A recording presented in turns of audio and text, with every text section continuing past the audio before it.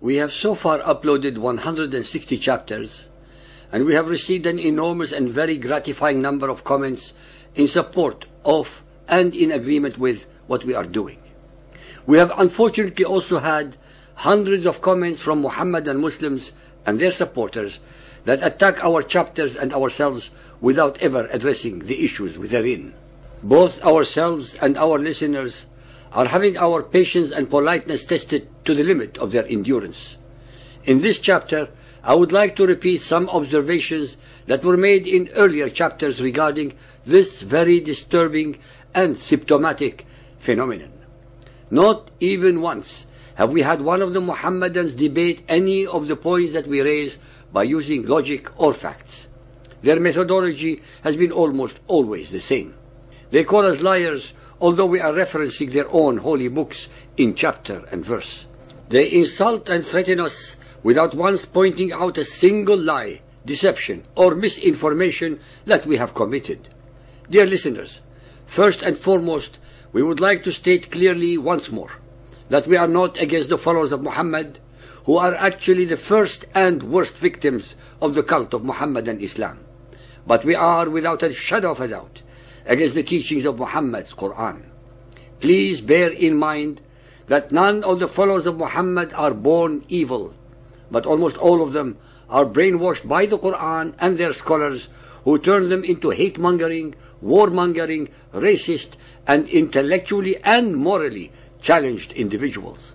They invariably use red herrings by changing the subject by attacking both the Hebrew Bible and the Gospels without ever realizing that they are shooting themselves in their mouths, since their Quran asserts the divine origins of these very scriptures and uses them as a testament to its own veracity. Even though our mother tongue is Arabic and we actually speak English with an Arabic accent, they still deny the veracity of what we are saying. In their utter frustration at not being able to defend their indefensible arguments, they accuse the speaker of being a Christian as if this were an insult, when in fact it is a compliment, since almost all the names of the Hebrew and Jewish prophets and kings mentioned in the Quran are derived from the very Arabic of the Christians, called the Syriac language, without which the Quran would be rendered even more useless and deformed than it actually is. We have been asked many times to explain this phenomenon. Hence, I would like to recite a very apt example that is relevant to this chapter. Bukhari Hadith 2.667, narrated by Abis bin Rabi'ah. Umar ibn al-Khattab came near the black stone and kissed it and said, "No doubt, I know that you are a stone and can neither benefit anyone nor harm anyone. Had I not seen Allah's apostle kissing you, I would not have kissed you." It is very revealing that although Umar knew that the gesture was empty and false, he nonetheless copied Muhammad in kissing the stone.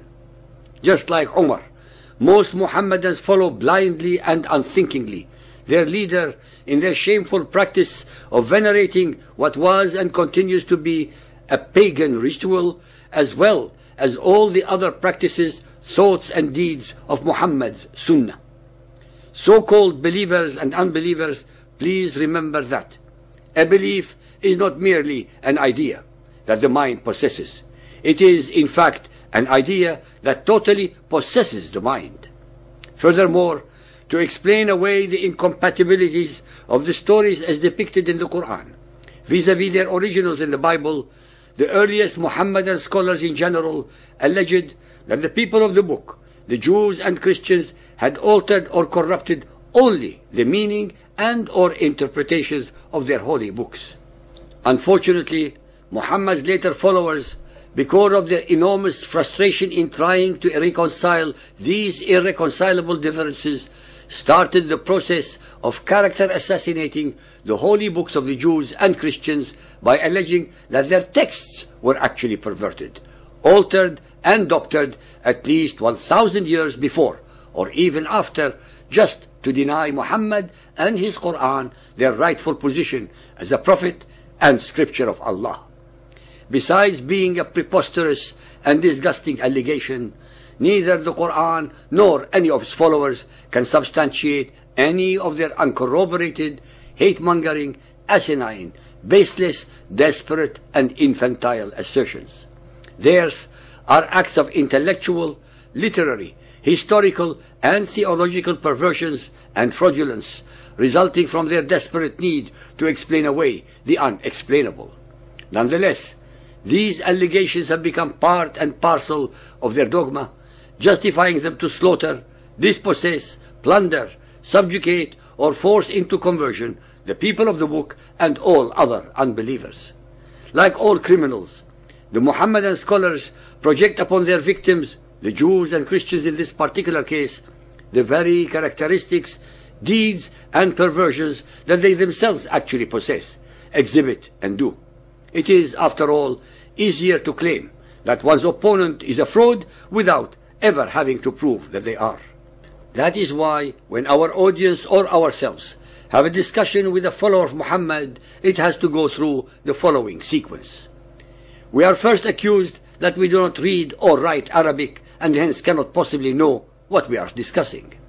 When we point out that our mother tongue is Arabic and that we do read and write it, they go to the next line of defense. It is not good enough to read the Quran because you must study it.